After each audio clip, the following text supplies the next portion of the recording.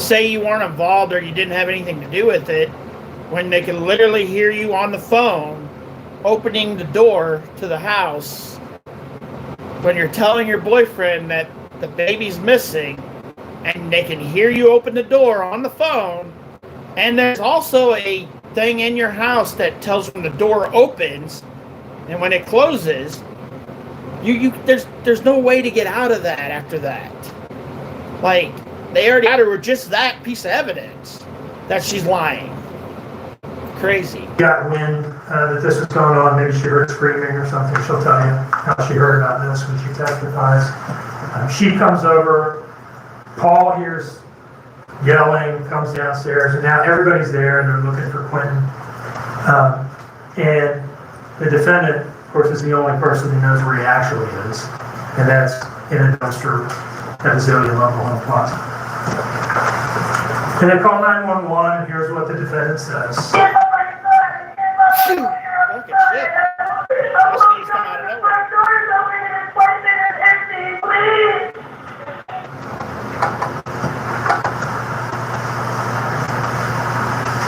Police show up a little before 10 a.m. and she repeats the same story to them. The evidence will show that that car is like the furthest one, the most recent one that entered the driveway is the babysitter's, Michelle's.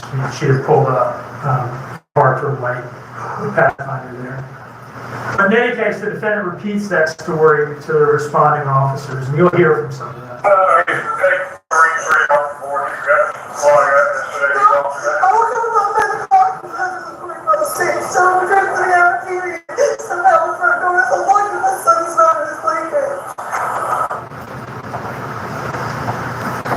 Now, this is a missing child.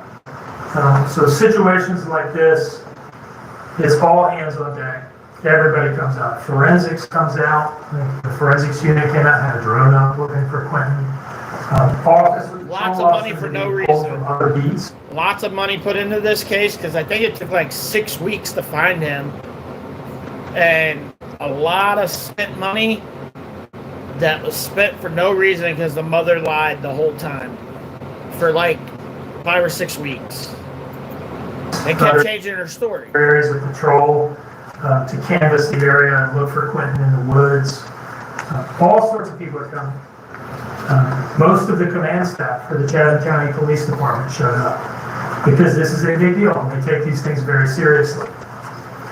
One of the specialized units that responded after patrol officers had gotten there was the detectives for the Chatham County Police Department, CID, Criminal Investigations Division. And the first detective there for CID is a guy you'll hear from, Sean Wilkins. Sean Wilkins shows up, and he's the one who conducts the first, what you call more like the first formal interview with the defendant.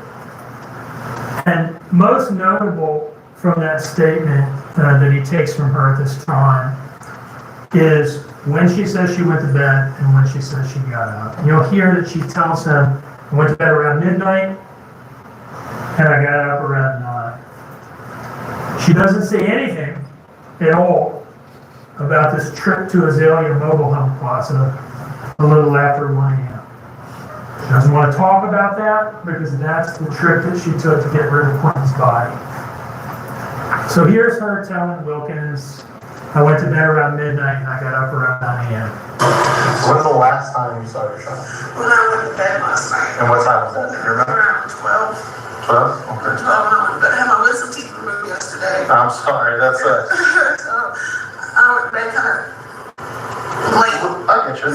Listen, I had them up too. So I got up this morning about 9. About 9? And my front door is open, so I went up and I shut it, not thinking about anything like that. And I look over and check my kids, and he was gone. Oh, Mr. there. He was gone. Sorry. Went to bed at midnight, woke up around 9. No mention of the Azalea trip. There were 2 trips, 2:04 earlier in the night, 10:11. Trip number 2 is that Azalea trip, a little after 1 a.m. And she is totally omitting